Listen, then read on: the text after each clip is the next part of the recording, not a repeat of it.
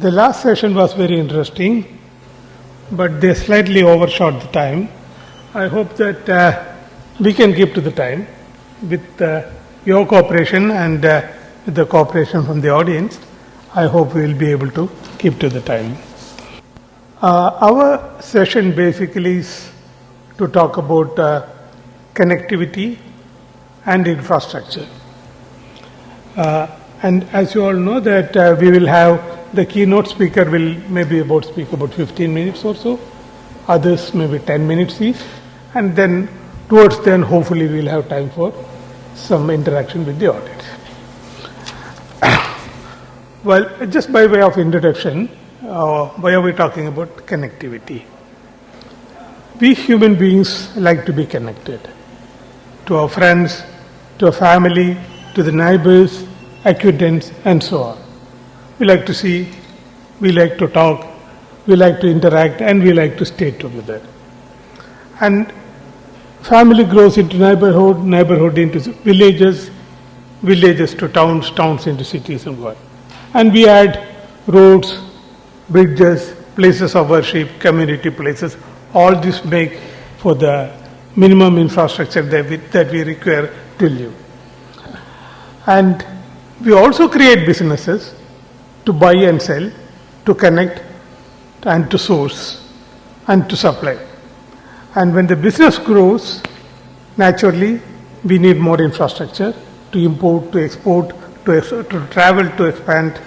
And like family, the business also wants to stay connected. And of course, we create government, and government wants to stay connected with all of us, well, mostly to taxes. And that's very, very important. So we need government to connect all of us. So this need to stay connected by talking, by seeing, by interacting, and just by being together, that demands, that creates the demand for connectivity and infrastructure.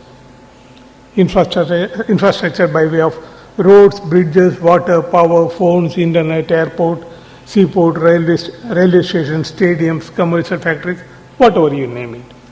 How do we do it? How do we do it while keeping those things which are dear to us, like the good air, the good water quality, keeping the environment? So that's the challenge. Building the infrastructure while keeping the environment safe at least. Some cities do it well, very well I would say. Some cities do it not so well.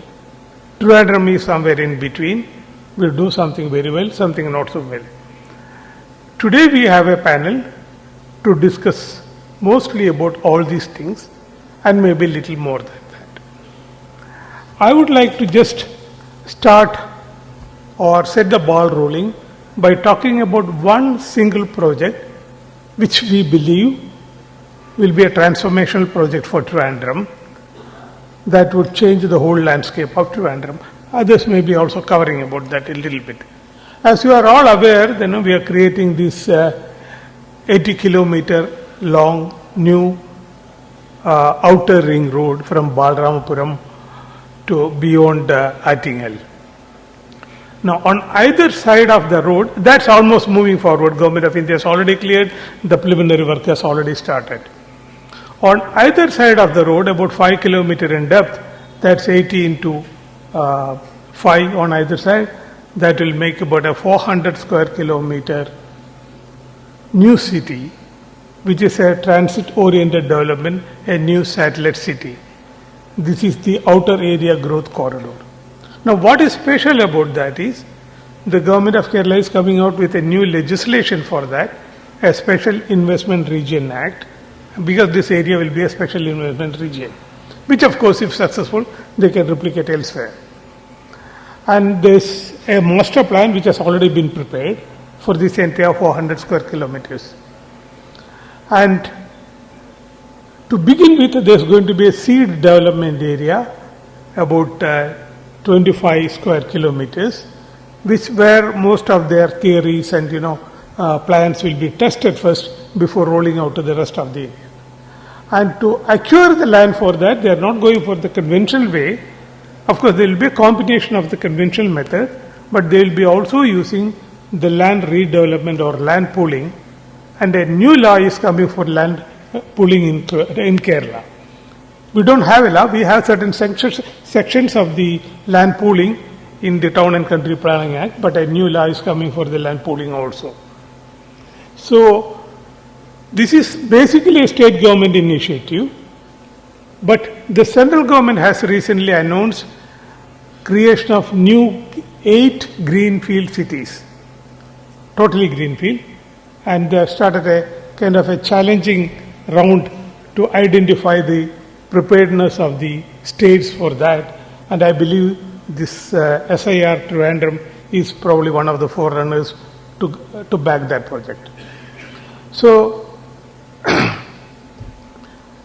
they are already in touch with the Asian Infrastructure Investment Bank, the JICA, and in order to expand this special investment region, the Cochin Trivandrum Industrial Corridor is being planned. The Coimbatore Cochin Industrial Corridor has already been approved, and they have identified about 5 nodes between Cochin and Trivandrum to connect this industrial corridor from Cochin to Trivandrum. So you will have a brand new city coming up here, a satellite city coming up here, where most of the problems that you discussed in the previous session will be addressed. Because it's not just a place for investments or industries, it's going to be a place to live, a livable city where not just investment will come, but people will also come. The talent will come and settle down in Trivandrum because this will be a livable space. What are you looking for? Open spaces, parks, beautiful. A world standard. I think somebody who spoke in the morning mentioned about that people who are exposed to a world-class living atmosphere find it difficult to live in a place like Trivandrum because we lack it. That's what is being planned to be created. Well, just by way of introduction, and now let me go to my task of introducing the first speaker today. That's Mr. Raj Khalidi. He will be delivering the keynote address. Raj is currently the CEO of Pallium India, an NGO based here in Trivandrum, and they are active in the field of palliative care in India. Before this, he was the managing director of PMI India, Project Management India, for about 11 years, and was responsible for establishing the office of PMI. And under his leadership, this really grew all over India. Raj also served as an independent director on the board of the Gwalior Smart City project. So he is very well familiar with the concept of modern city development. And this was an SPV which was incorporated only for the city of Gwalior. Raj is also an adventure seeker, sports enthusiast, and also a scuba diver. So, Raj, thank you.